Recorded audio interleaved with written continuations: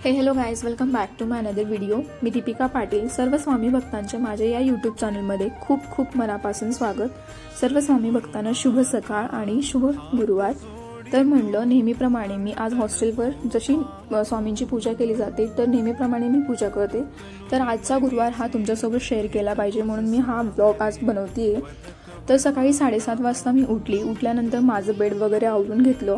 त्यानंतर मी फ्रेश होऊन ब्रश वगैरे करून घेतलं आणि त्यानंतर आंघोळीला गेली. आंघोळ वगैरे झाली आणि मी मस्तपैकी आवरून आली. त्याच्यानंतर मी रेडी झाले. तर मी आंघोळ करून आवरून येईपर्यंत तृप्तीने कॅम्पसमधून फुलं आणून ठेवलेली होती. तर ती फुलं आम्ही रोज नेहमीप्रमाणे कॅम्पसमधून फुलं आणतो स्वामींना चढवण्यासाठी किंवा ते फोटोजसाठी. आणि मी ही पूजा माझ्या अशा टेबलवर करते, जे की आम्हाला स्टडी टेबल म्हणून दिलेले आहे. आम्ही मोस्ट ऑफ तर ती स्टडी टेबल यूज करत नाही. 2 टेबल यूज करतो आणि एक मधला जो टेबल आहे ते स्वामींच्या पूजेसाठी वापरतो. मस्त कालची पूजा उतरून झाल्यानंतर रुमालाने सगळे फोटोज पुसून त्यानंतर मी मस्त चंदन वगैरे स्वामींना लावून घेतलं आणि दिवा अगरबत्ती वगैरे लावली. नंतर फुलं वगैरे चढवले मस्तपैकी स्वामींना, जी तृप्तीने आणलेली होती. फुलं चढवून झाल्यानंतर धूप लावून स्वामींची असं मस्त पूजा करून घेतली.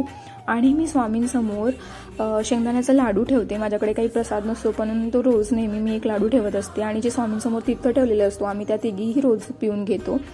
मस्त धूप लावल्यानंतर स्वामींसमोर मी ते पूजा करून घेतली. त्यानंतर ओवाळून घेतलं धूप.